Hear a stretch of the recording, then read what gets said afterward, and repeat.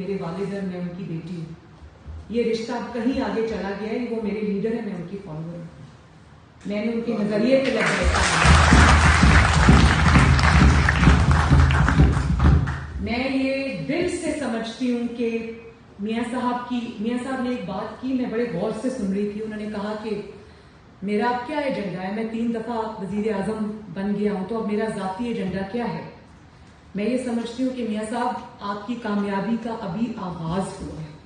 وزرائے اعظم کو 18-19 آ چکے ہیں پاکستان کی 73 سالہ تاریخ میں، مگر جب وقت بدلے گا، جو کہ وہ بدل رہا ہے، تو لوگ آپ کا نام لیں گے.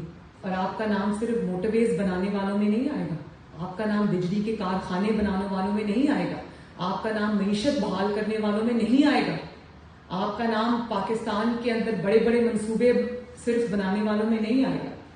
آپ کا نام ایک واحد اس لیڈر کی حیثیت سے لیا جائے گا انشاءاللہ تعالی آنے والے دنوں میں، اور پوری پاکستان کی تاریخ میں جس نے پاکستان کی مردانہ وار مقابلہ کر کے تمام آزمائشوں کا، تکلیفوں کا قربانیاں دے کے اپنی ذات کی، اس نے پاکستان کی سمت بدل دی.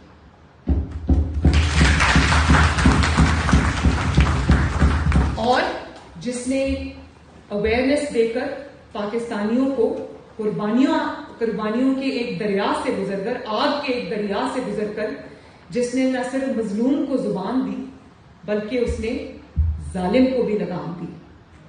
یہ کوئی چھوٹی بات نہیں ہے.